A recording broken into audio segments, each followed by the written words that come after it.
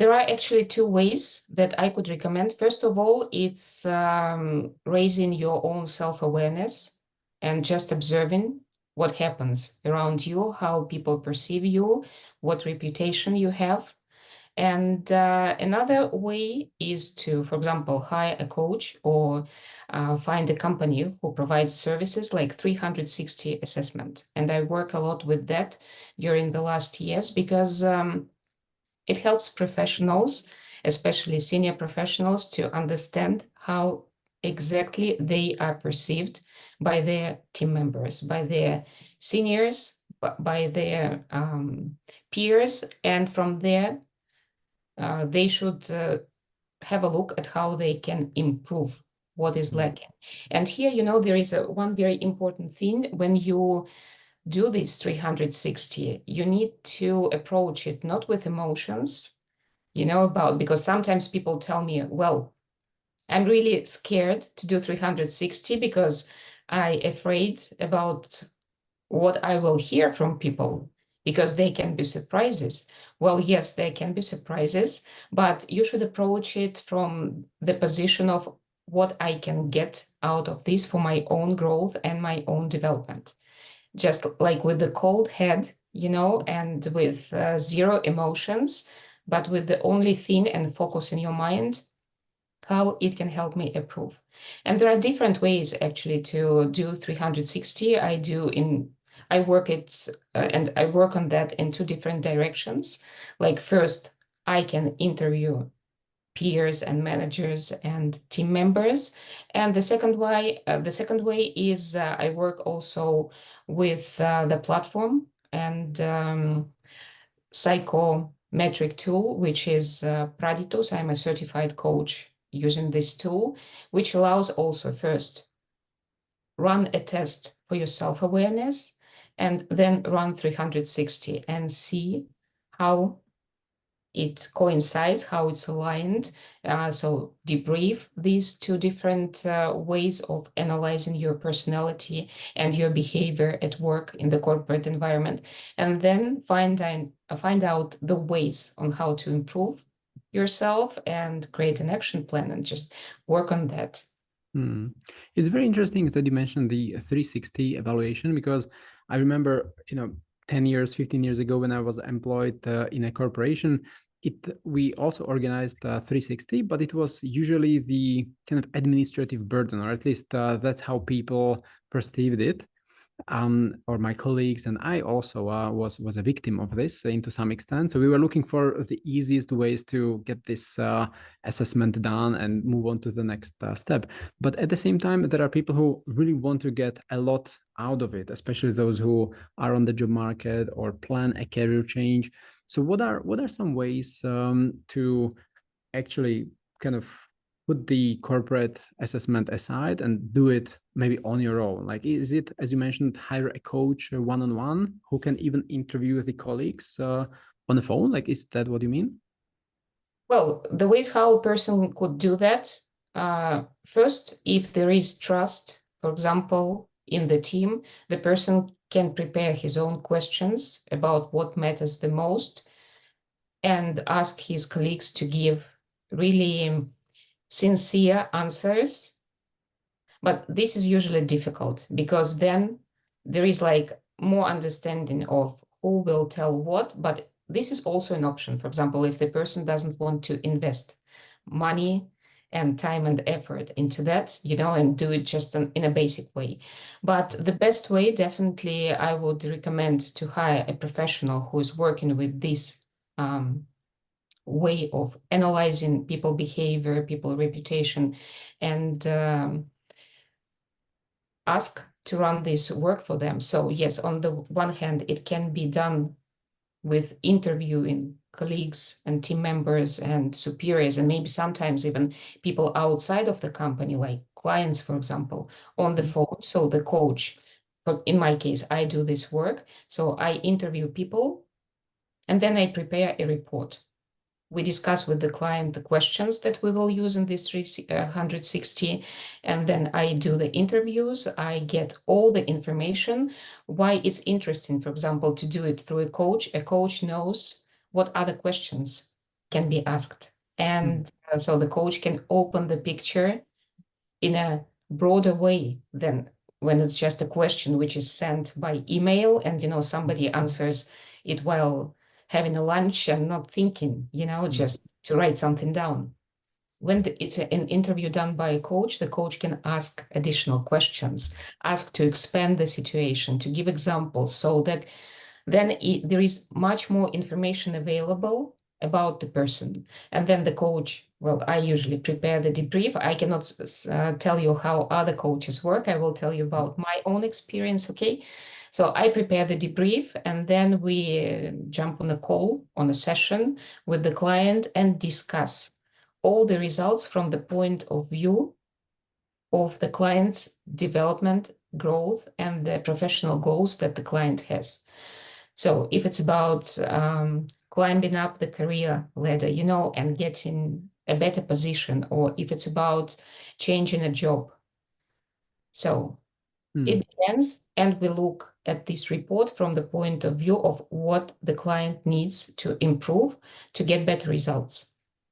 Then another option, as I mentioned, I can provide with a license to the Praditus assessment tool, because I'm a certified coach and I have this agreement with them. And the client does all what is needed because all is explained, and I provide all the guidance. And then again, we get on the call. I check all the reports. I see what is important there, depending on the client's goals. And we discuss, we find the ways how to improve clients' skills, clients' behavior in order to get better results. There is another way than working with the company in general. If a company wants to do that, they can also approach me, and we can discuss how I can help them to work for the whole team or for the management team. So I will also work in that direction. Well, that's wonderful, and I can imagine that the person, the CTO or VP of engineering, can get a lot more out of this if especially someone like you interviews the colleagues and even clients. Like, that's the next level 360 assessment, and it's so far from what I experienced 10 years ago. So much better indeed. I can tell you here one thing. Actually, for example, when I complete the work with a coaching client, and then when we ask what was the best experience for the client, or what is the biggest takeaway, very often clients precisely say that the gold was in 360 interview, because it opens so many things. And it's not only about some weak points that the client should work on. Very often it's about strengths that the client has, and he or she is just not aware of that. Or people see it as something normal.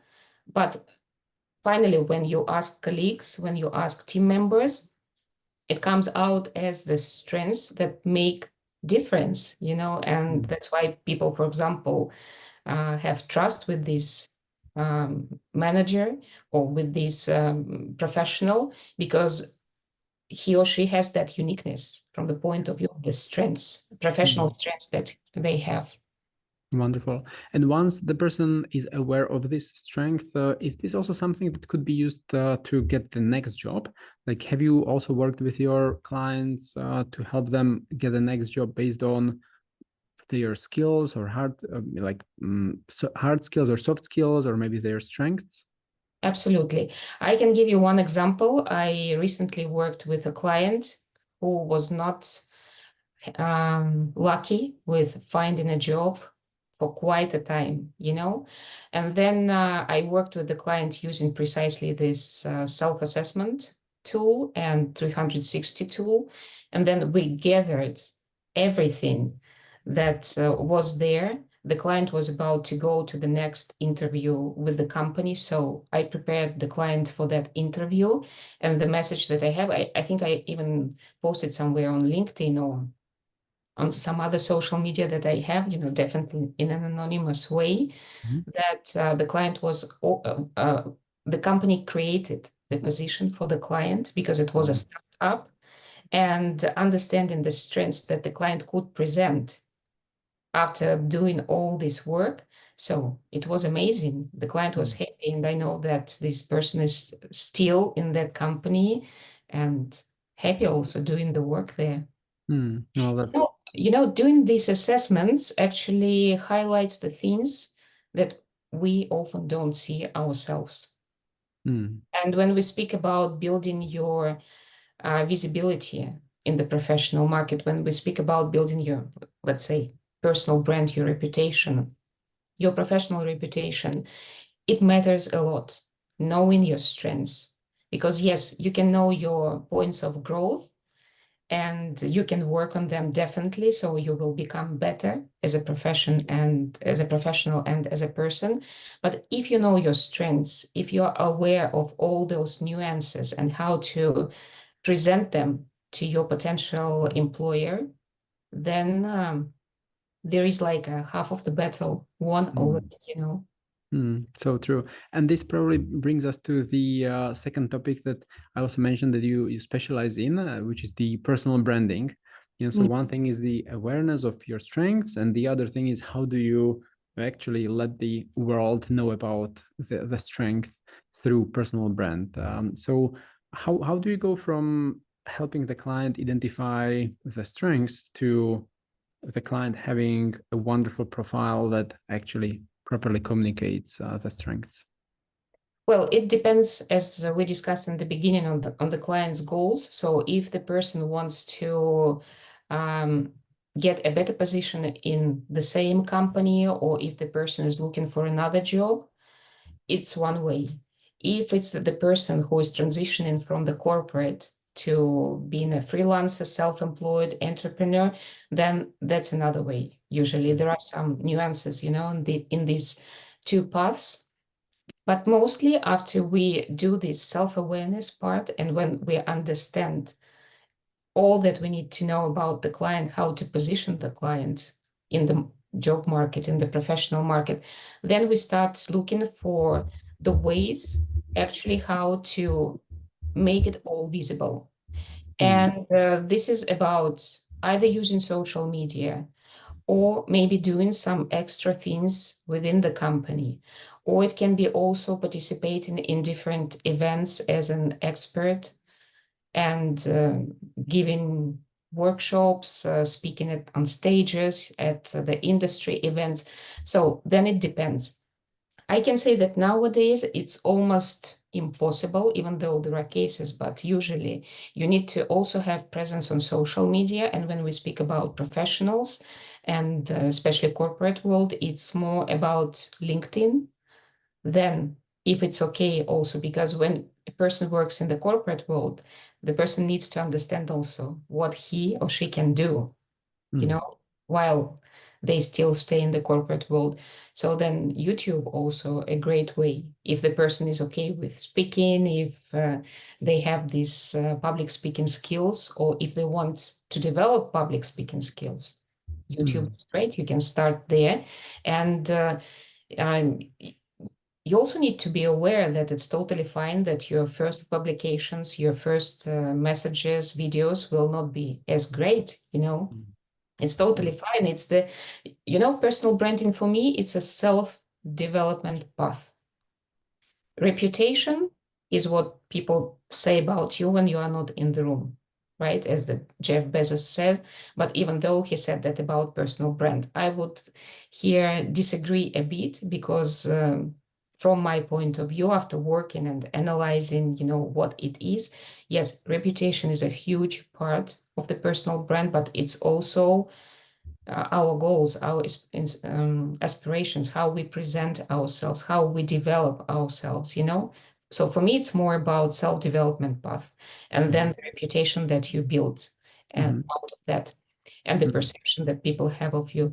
So I can tell you that there are certain patterns of how it can be done, but with each client, we look at in a individual way, depending on the client's goals. And can you share some examples of how people rebranded from, let's say, the corporate world to being self-employed? Like, do they just introduce a new role and they close the previous chapter, start a new role on LinkedIn? or is there more to it? There is definitely much more to it, because first, it's about getting clarity. Who you are, what you bring from your past experience, because sometimes, for example, imposter syndrome is a huge thing for all people, from what I see in my practice, when they move from corporate world to entrepreneurship, let's call it this way. Because while they're in the corporate world, they know already what to do. They're given tasks, they know the projects, they just need to roll up their sleeves and start to do the work, right? They need to bring some ideas, they need to use their expertise, show something or look for something new that they can bring. But usually they have a client, let's call it like this. The client is their company and they just do the job for their company. When it comes to positioning yourself in the entrepreneurial market, like an expert, the service provider, Provider. yes, service provider, thank you, then it means you need to do a huge amount of extra work.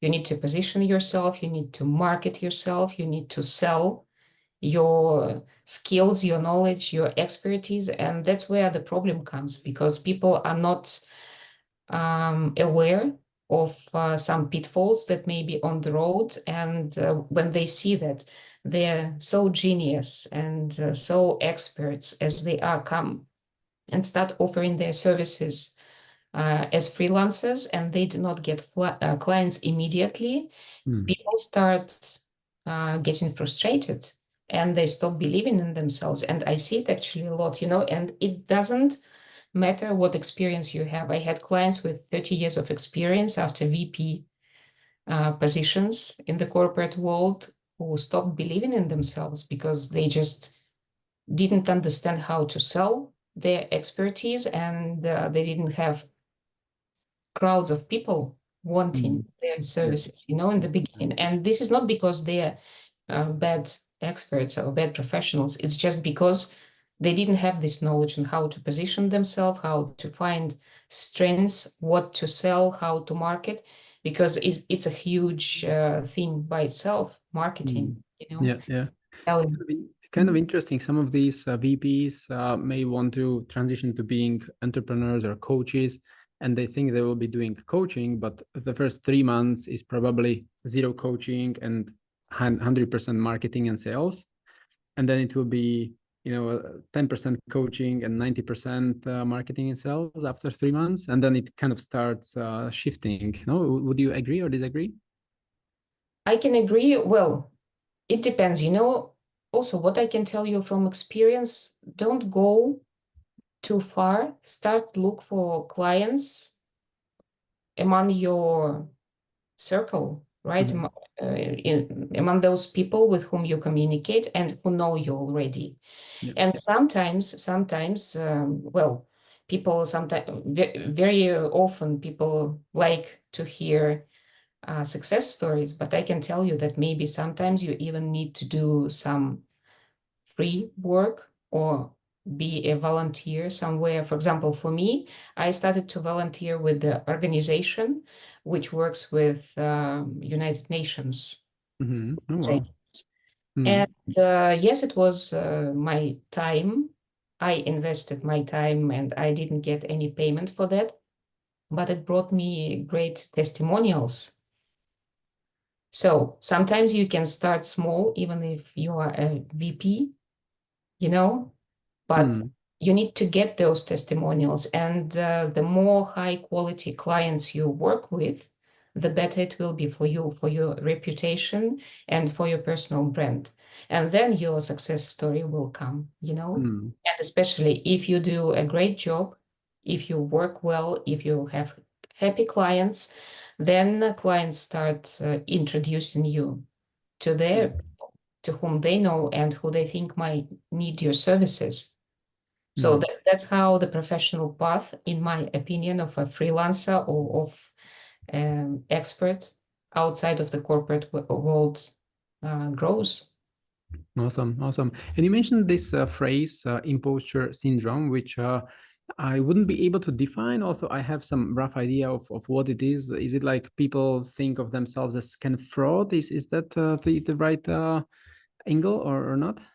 Well, on the first hand, yes, they may think about themselves as a fraud, but they also think they are not enough, you know? They do not have enough knowledge, that they do not have enough expertise, whatever, in order to provide services. So they have this fear that Mhm. does not allow them, and those internal barriers that stop them at the moment of offering and selling their services, or in general building their visibility and growing their visibility, for example, online. And I see it a lot, and I also had it, and I still have it, you know. And I think also it's a actually great thing when you have imposter syndrome, because this is the point that stops you at some moment and invites you to reflect. Okay, if I think that I am not enough, if I think that I do not have enough knowledge, enough expertise, or whatever, then what should I do Hmm. in order to get better there? And but definitely you should not get stuck by these things that you are not enough.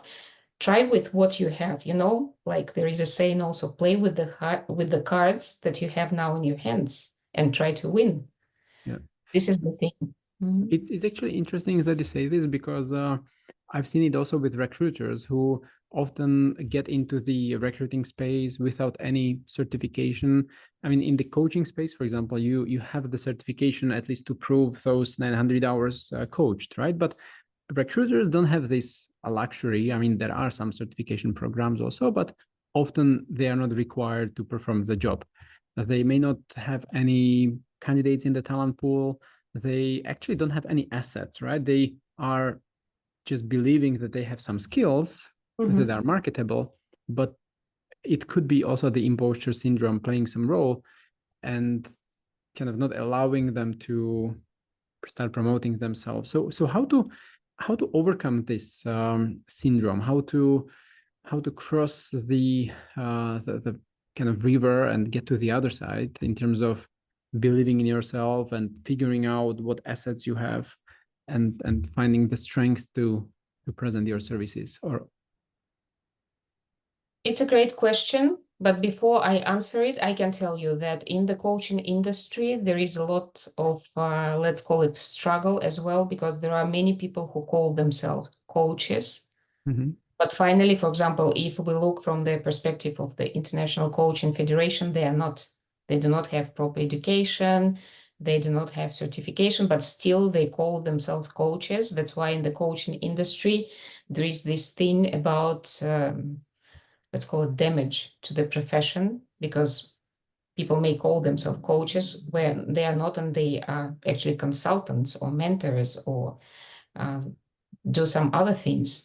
So that's why it's not only in your industry, but the thing here, how to overcome an imposter syndrome when you want to exercise some profession where you have not been before, or when you want to start growing your visibility and just start offering some services.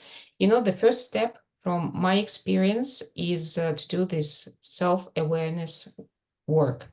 You need to understand where you are now. You need to understand your strengths. You need to analyze your past experience, your achievements, as I call them, sometimes also powerful facts about you, what speaks about your expertise, what speaks about your results, what speaks about your achievements in the industry, or maybe you can get some experience and results from your previous industry and bring it to the new one. That's also fine, you know, if you're passionate about something. For example, when I lost my job at some moment, you know, I had that professional downshifting story when which helped me grow a lot. I couldn't find a job at some moment, and I came to entrepreneurship. And my first thing, what I was doing, I started to make leather journals. It's my hobby, and I thought about it as an experiment for myself. I have been working for 20 years in banking and financial services, My last role was business development director. So I had all this huge experience of business development, marketing, but for me it was a new thing. I have never been on social media before, and I had to learn. And my first appearance on social media was a story on Instagram with a shaking voice, which I was trying to record for almost 4 hours, 50 Wow. seconds. And then I was fed up and I just posted what it was because I didn't like how I look. I didn't like how I speak. I didn't like my voice. I didn't like anything about that. Mm. But I was understanding that there is something I need to start with in order to get back to earning money, and doing something. And so it was like a kind of experiment after all for me that I saw that I could start and grow and scale a business, which many think is not a business, like handmade things. And Mhm. I had pretty nice story which came out of that because afterwards I returned back to um, business development and marketing, but first as a consultant. So I was working with entrepreneurs, helping them to start and grow their own business. I have a blog which is actually in Spanish, and that came out because of me feeling insecure and caring too much about what people would say. I started it in Spanish so that some people who were criticizing me in those times would not understand what I was writing about and what I was doing. And it's a pretty viral blog which has more than 3 million visits at this point. I have more Wow. than 100K following in Spanish. Wow. And now I run it as a source for women who find themselves in a difficult situation and need to find the way how to become entrepreneurs. So this is the thing apart which I do not on a constant basis, but I still maintain it and I do some work around that just to help people understand, and mostly women, how to find that courage, how to build their personal brand, how to start their business, and how to grow. In addition to my leadership and business coaching, which I do for corporate clients and those who are transitioning from corporate to the entrepreneurship. Well, that's a huge achievement with the blog, by the way, and the following as well. I mean, people who have not been trying to achieve this may not appreciate how much hard work is behind this. So that's awesome. Cool. And just thinking about some of these CTOs who are now on the job market or preparing for the next role, what would you suggest they do? Some of them maybe female CTOs, not that many on the market, but still some of them are female. Most of the male CTOs. How should they prepare for the next role in terms of their personal brand?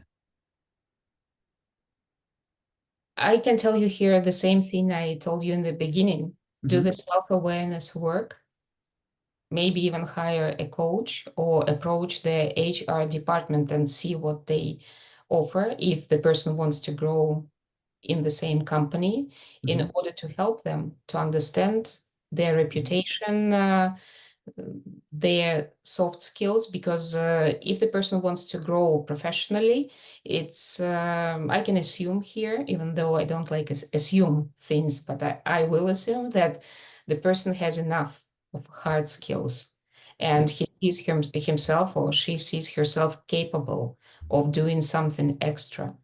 But then also, it's a good thing to understand whether the person is ready for the next leadership role and what needs to be maybe have a special focus on in order to become even a greater leader if we speak about C-suite and if we Mhm. speak about executives.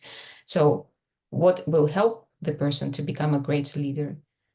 Because finally, leadership is a privilege.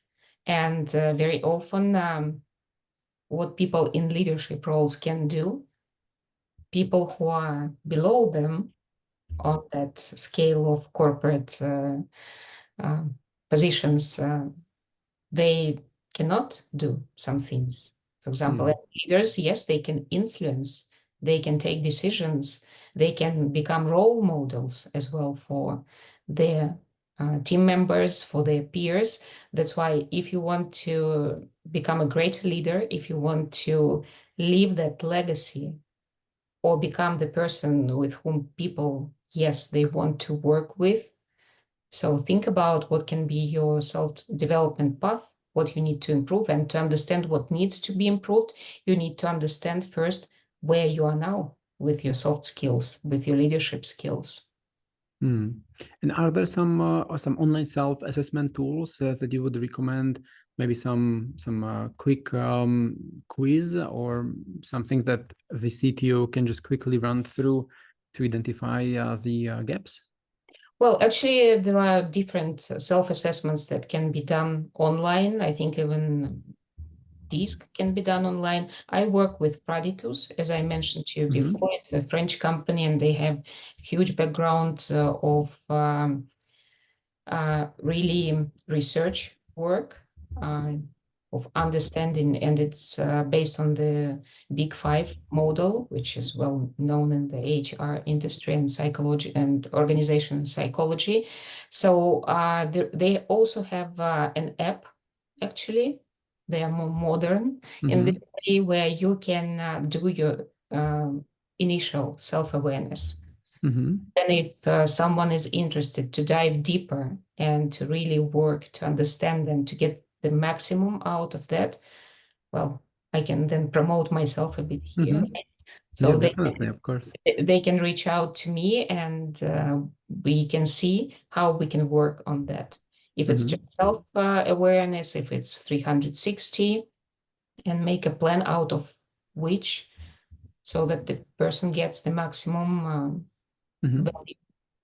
Awesome. And how to actually recognize when is the right moment? Just because someone may be overwhelmed with tasks, they may have lots of things to do at home as well, with kids going to school and having, lots of errands to do as well. So usually these things may run, or get to the bottom of the list. How or when do you think is the right time to go through these assessments? How can someone identify, okay, now is a good time, I should do this? The best moment is when the person has that internal desire for something more. And then when the person thinks that they can create a greater impact, and they are really willing to do that.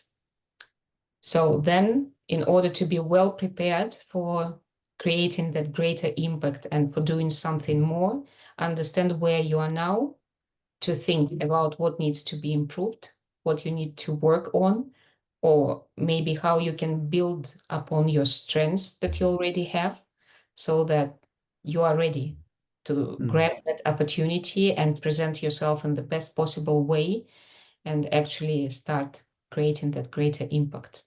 Yeah, I think it's all determined by the personal feelings.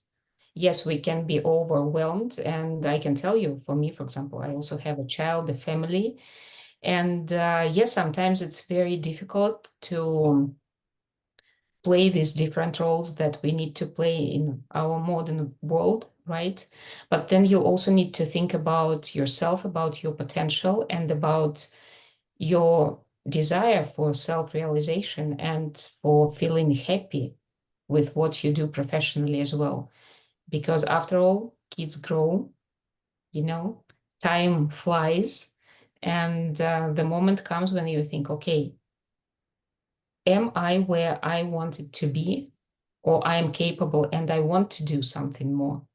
And so when these questions come to your head, this is the perfect moment to start checking, okay, who am I now and who I want to be, and then to build that trajectory of the action steps that needs to be taken in order to get where we want to get professionally. Yeah, that's a great one. So you mentioned that you do coaching also for private clients, not just the corporate ones. So if someone would like to connect with you and get more of a great coaching advice, or it's not actually advice, but during the coaching sessions you It's not rather open eyes, right? So that people can find the answers themselves. So how can people connect with you? The best way is to do it via LinkedIn. Mhm. Maybe I can give you then the link to my Mhm. profile. So look for my name, but my name is very complicated.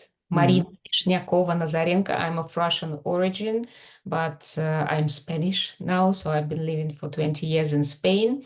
In total, I lived in 7 countries, worked, studied, and lived in 7 countries. Now I'm in Spain. So look me for this complicated name. Yeah. Will be mentioned in your Mhm. interview, and I will be happy to connect there. Yes, I also have some websites, but for example, I have one in Spanish, which is blog, then another one that I'm rebuilding my own website with my services and what I offer in English, but it's still in, in this changing mode. So, Mhm. but it's also with my name, Marina Vishnyakova. So Awesome. So I'll include LinkedIn, yes, LinkedIn is the best way. Awesome. I'll include LinkedIn in the description, in the comments on YouTube as well. Thank you. Awesome. Great. So before we wrap it up, is there any kind of last advice that you would like to get to fellow IT professionals, the senior ones, VP of engineering, CTO, people who are getting ready for the next job?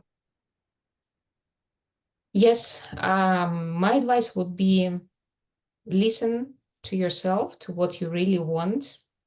And if you think that you want something more, then understand what needs to be done from your side, what internal work you need to do in order to get that more, because all changes start with ourselves.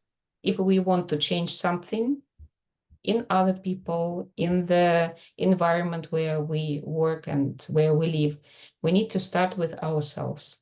So listen to that, and maybe, can I give another tip, another Yeah, advice? please. Sure. We discussed it with you in the beginning when we just went on air, that there is a great example. Usually there is this topic or this belief about IT people that they are very introverted, very reserved, that they are great specialists.